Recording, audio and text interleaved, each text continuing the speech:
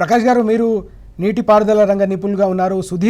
సుదీర్ఘకాలం పాటు తెలంగాణ ఉద్యమంతో కూడా అనుబంధంలో ఉన్న సందర్భం, రైతుల గోసం చూశారు. అయితే ఇక్కడ నిన్న అసెంబ్లీలో చర్చ జరుగుతున్న సందర్భంగా తమ్మిడిహట్టి నుంచి ఎందుకు ఇక్కడికి మేడిగడ్డకు మార్చాల్సి వచ్చిందనే అంశంపై కూడా పూర్తి స్థాయిలో మాజీ మంత్రి హరీష్ రావు గారు చాలా స్పష్టంగా గణాంకాలు, ఆధారాలు, కేంద్ర ప్రభుత్వం జరిపిన సంప్రదింపులు, లేఖలు కూడా వెల్లడించిన సందర్భం కూడా మనకు కనిపించింది.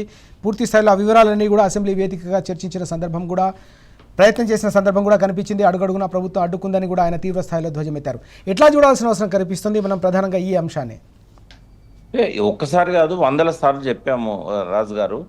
ఎన్నో ఆర్టికల్స్ రాశాము. నేను ఒక్కనే కాళేశ్వరం మీద ఒక 40 ఆర్టికల్స్ రాశాను. నిన్న రిపోర్టు పెన్ డ్రైవ్లో ఇచ్చారు. PC Ghosh commission report pen డ్రైవ్లో ఇచ్చి అప్పటికప్పుడు దాని మీద మాట్లాడమన్నారు. కనీసం ఏంటంటే ఒక కాగితం కూడా ముందు పెట్టుకోకుండా పెన్ డ్రైవ్లో చూసుకుంటా వాళ్ళు మాట్లాడాల్సిన పరిస్థితి వచ్చింది. అసెంబ్లీలో మళ్ళీ ఓ ల్యాప్టాప్ ఫెసిలిటీ లేకుంటే కంప్యూటర్స్ ఏమీ లేవు. నేను ఆ వాల్యూమ్ చదవడం మొదలుపెట్టిన తర్వాత ఒక్క వాల్యూమ్ చదివే వరకే నాకు మార్నింగ్ 4 అయింది రాజు గారు. తెల్లారంగా 4 గంటలకు నా మొదటి వాల్యూమ్ కంప్లీట్ అయింది. మధ్యలో అక్కడక్కడ 2వ వాల్యూమ్ 3వ వాల్యూమ్ కూడా చూశాను. అంటే ఇంకా 12 గంటల సమయం దాదాపుగా నాకు ఈ పీసీ ఘోష్ రిపోర్ట్ చదవడానికే పడుతుంది.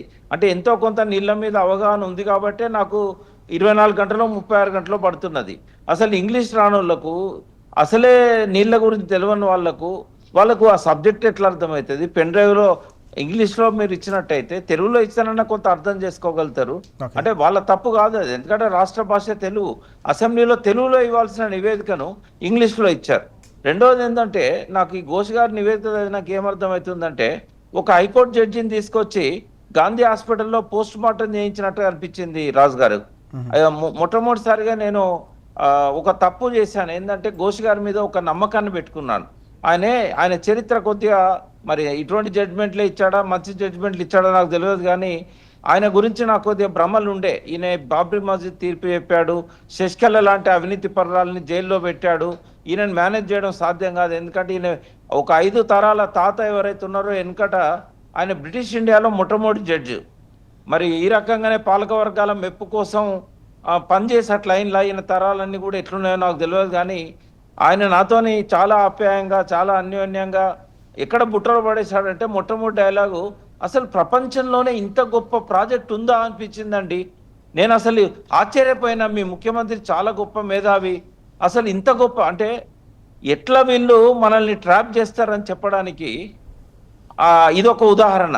ఎంత గొప్ప ప్రాజెక్ట్ కట్టిండండి అని చెప్పి నయవంచన, మోసపు మాటలతోని మాలాంటి వాళ్ళని కూడా ఆయన పక్కదారి పట్టించాడు. నేను చెప్పాను ముఖ్యమంత్రి గారికి, ఈయనేదో కొద్దిగా నిజాయితీ పరులాగా కనబడుతున్నాడు సార్, మనకు మోసం జరగకపోవచ్చు అని చెప్పాను. కానీ ఇవాళ 100కి 100 వాళ్ళు ఒక రిటైర్డ్ జడ్జి చేయకూడని పనులన్నీ కూడా ఘోష్ గారు చేశారు. నాకు ఎందుకు ఇంత బాధ అనిపిస్తుంది అంటే, ఇందాక నరసింహారెడ్డి గారు ఒక మాట అన్నారు, సాక్షుల పేర్లు కానీ రిపోర్ట్లలో వాళ్ళు చెప్పింది కూడా లేదు అని. మీకు ఆశ్చర్యం ఏంటంటే, 3 సార్లు ఆయన కలిసి 30 పేజీల రిపోర్ట్ ఇచ్చిన నా పేరు లేదు, నేను చెప్పిన విషయాలు లేవు. వల్ల నేను చెప్పిన విషయాలు అందులో ఉంటే ఘోష్ గారు ఈ రిపోర్ట్ ఇచ్చేవాళ్ళు కాదు. ఎందుకంటే నేనేం చెప్పినో ఆయన రాస్తే, ఆయన రాసిన తీర్పుకి అది కాంట్రడిక్టరీగా ఉండేది. ఫర్ ఎగ్జాంపుల్ నేను చెప్తాను, ఆయన ఎంత బ్లండర్ చేశాడంటే, తుమ్మిడిహట్టి దగ్గర నుంచే మనం మొదలు పెడదాం. తుమ్మిడిహట్టి దగ్గర ఫీజిబిలిటీ లేదు అని చెప్పి అండర్లైన్ చేసి సిడబ్ల్యూసి ఇచ్చిన లేఖలు నిన్న హరీష్ రావు గారు ఏదైతే ఉమాభారతి లేఖ ఇవన్నీ కూడా చదివారో, రేవంత్ రెడ్డి మొదటి పేజ్ చదివి 3వ పేజ్ చదవకుండా హరీష్ రావు గారిని బ్లేమ్ చేసే ప్రయత్నం చేశారో, ఘోష్ గారు కూడా అట్లా చేయొద్దని చెప్పి, ఇక చూడండి మీరు పొరపాటు పడకూడదు, ఈ లెటర్ మొత్తం చదవండి, 160 టీఎంసీలలో 63 టీఎంసీలు మనవి కావు, కేవలం 102 ఉన్నాయి. అది ఎత్తు తగ్గడం వల్ల 148 మీటర్ల ఎత్తులో రిజర్వాయర్ కెపాసిటీ తగ్గింది. 5.6 నుంచి 1.8కి వచ్చింది టీఎంసీలు. దీనివల్ల మాకు 44 టీఎంసీలే దొరుకుతాయి.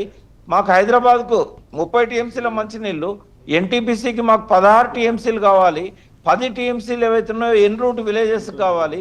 మాకు వ్యవసాయేతర అవసరాలకే, మాకు డ్రింకింగ్ వాటర్ లాంటి వాటికే, ఇండస్ట్రియల్ అవసరాలకే మాకు 56 టీఎంసీలు కావాలి. ఇక్కడ 44 టీఎంసీలు దొరికితే మేము ఏం చేసుకోవాలి దాన్ని? మళ్ళీ ఇక్కడ కూడా 3 లిఫ్ట్లు అవసరం అవుతున్నాయి. 148 నుంచి 152కి ఒక లిఫ్ట్ కావాలి. 152 నుంచి మళ్ళీ గ్రావిటీ కాలువలు 70 కిలోమీటర్లు పోయినాక ఒక లిఫ్ట్ కావాలి, 19 మీటర్లది. మళ్ళీ కొంచెం ముందు పోయినాక 20 మీటర్ల లిఫ్ట్ కావాలి. ఇవన్నీ మాకు ఈ కరెంట్ ఛార్జీలు ఇక్కడైనా అంతే పడతాయి, అక్కడ మేడిగడ్డ దగ్గర అయినా అంతే పడతాయి. కాబట్టి మేడిగడ్డ దగ్గర మాకు 282 టీఎంసీలు ఉన్నదని చెప్పి ఇగో ఈ లేఖ రాశారు చూడండి అని చెప్పి ఈ 2 లేఖలు రెడ్ పెన్తో అండర్లైన్ చేసి ఆయనకి ఇచ్చాను. అంటే ఆయన వాటిని ప్రస్తావించలేదు అని అంటే, వాటికి భిన్నంగా మాట్లాడిండు అంటే ఆయనను ఏ రకంగా వీళ్ళు మాయ చేశారో అర్థమైతా ఉన్నది. రెండవది ఇంజనీర్స్ రిపోర్ట్ గురించి, అది కోల్డ్ స్టోరేజ్లో పెట్టలేదు. ఇంజనీర్స్ ఇచ్చిన రిపోర్ట్ను 100% గవర్నమెంట్ గౌరవించింది, కన్సిడర్ చేసింది. వాళ్ళకి ఇచ్చిన వల్ల నేను అన్నా, మీరు ఇట్లా అసెంబ్లీలో రేవంత్ రెడ్డి గారే తప్పు మాట్లాడారండి. మేడిగడ్డ వేరు, మేడిగడ్డ మిడ్ మానేరుకు నీళ్లు తీసుకుపోవడం వేరు, ఈ 2 వేరు అంశాలు. మేడిగడ్డ నుంచి మిడ్ మానేరుకు నీళ్ళని తీసుకుపోవడం వీలైద్దా కాదా అని చెప్పి ఎక్స్పర్ట్స్ని ఏర్పాటు చేశారు. మేడిగడ్డ కట్టాలనా లేదా అని చెప్పి వాళ్ళకి ఏమి ఇన్స్ట్రక్షన్స్ ఇవ్వలేదు. అయినా కూడా వాళ్ళు 3 సార్లు 11 పేజీల రిపోర్ట్లో 3 సార్లు మేడిగడ్డ ఫీజిబుల్, మేడిగడ్డను కట్టాలని చెప్పి రాశారు.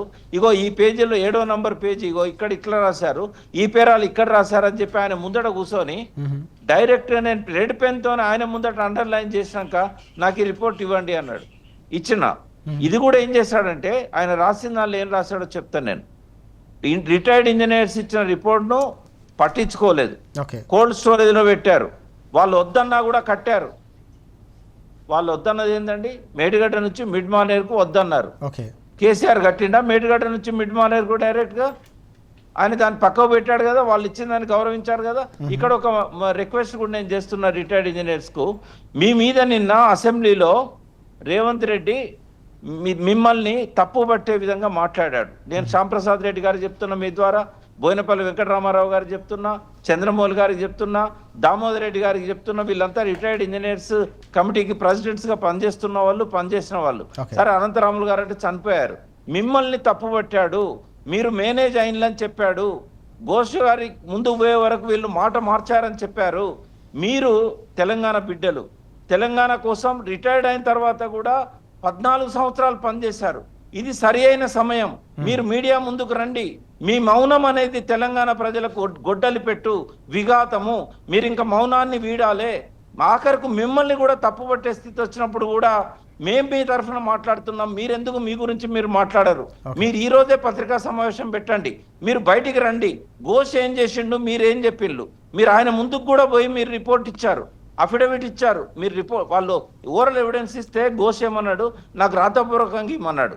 వాళ్ళు ఏది రాతపూర్వకంగా ఇచ్చారో హరీష్ రావు గారు ఆయన దగ్గరికి లెటర్ రాసి తెప్పించుకున్నాడు. వాళ్ళ సంతకాలతో వచ్చింది, ఘోష్ గారి సంతకంతో. మరి అందులో ఏమున్నదండి? కాలదోషం పట్టిందా? ఎక్స్పర్ట్ కమిటీ రిపోర్ట్ కోల్డ్ స్టోరేజ్లో పెట్టారా? ఎక్స్పర్ట్ కమిటీ రిపోర్ట్లో ఉన్న మేడిగడ్డ మిడ్ మానేర్ ఎక్స్పెన్సివ్ అని చెప్పారు కాబట్టే కదా అది కేసీఆర్ గారు వదులుకున్నది. వాళ్ళ మాటను గౌరవించలేదా? వాళ్ళు చెప్పినట్టు వినలేదా? ఈ మేడిగడ్డ 3 సార్లు కట్టమని చెప్పారే వాళ్ళు, 105 మీటర్లు ఎత్తున కట్టమని చెప్పారు. ఇంకా కేసీఆర్ గారు 100 మీటర్లే కట్టి ముంపు తగ్గించారు. అంటే ఇది చెత్త రిపోర్ట్ అని చెప్పడానికి, పిల్లల ముడ్డి చూడడానికి కూడా పనికిరాదని చెప్పడానికి ఇంతకంటే ఏం కావాలి? ఒక్క మేడిగడ్డ చాలదా? అన్నమంతా ఉడికిందా లేదా అని చూడాల్సిన అవసరం లేదు. రాజు గారు, ఇది విచారణకు వస్తే హైకోర్టు జడ్జీలే శ్రీకృష్ణ కమిటీ మీద ఎట్లయితే కామెంట్ చేశారో, ఆనాడు చాప్టర్ 8ను దాచిపెట్టమని చెప్పి శ్రీకృష్ణ కమిటీ దాన్ని హోమ్ మినిస్టర్కి ఇచ్చి తెలంగాణలో మీడియాను మేనేజ్ చేయండి, ఆంధ్ర వాళ్ళ చేతిలో ఉన్న తెలంగాణ విలేకరులు మీ ప్రయోజనాలకు వ్యతిరేకంగా మాట్లాడుతున్నారు. మన దరిద్రం ఏందో కానీ ఈ జడ్జీలంతా, సుప్రీంకోర్టు జడ్జీలు తెలంగాణ దగ్గరకు వచ్చే వరకు డబ్బులకు అమ్ముడు పోతారు, ఇన్ఫ్లుయెన్స్కి అమ్ముడు పోతారు, చట్ట విరుద్ధంగా ప్రవర్తిస్తారు. శ్రీకృష్ణ కమిటీ అదే చేసింది, పీసీ ఘోష్ కమిటీ అదే చేసింది. శ్రీకృష్ణ కమిటీకి ఎట్లయితే చెత్తబుట్ట దాఖలైందో, ఇవాళ పీసీ ఘోష్ రిపోర్టు కూడా చెత్తబుట్ట దాఖలైంది. మాలాంటి వాళ్ళకి అనిపిస్తూ ఉన్నది, ఈ దరిద్రపు రిపోర్టును చదవడానికి తెల్లారంగా 4 గంటల దాకా నిద్ర పాడు చేసుకోవాలన్నా, నేను నా ఆరోగ్యం మీద ప్రభావం పడాలన్నా? ఈ అవలాగాలు రాసే రిపోర్ట్లతోని మన తెలంగాణలో నీళ్ళు వస్తాయా? రైతుల ఆత్మహత్యలు అవుతాయా? చేనేత కార్మికుల ఆత్మహత్యలు అవుతాయా? ఇవాళ మొత్తం మళ్ళీ మొదటికి వచ్చింది. సరే, నేను తప్పు పట్టాల్సి వస్తే తెలంగాణ ప్రజల్ని తప్పు పట్టాలి. ఎందుకంటే మంచిగా నడుస్తున్న తెలంగాణ వచ్చిన సంతోషాన్ని కూడా 4 సంవత్సరాలు మిగిలనీయలేకుండా మళ్ళీ తీసుకుపోయి ఆ ముష్కర్ల చేతిలో ఈ పరిపాలనను పెట్టారు. 57 సంవత్సరాల్లో వేలాది మంది బూటకపు ఎన్కౌంటర్లలో బలి చేసింది, చంపింది ఈ కాంగ్రెస్ పాలకులు.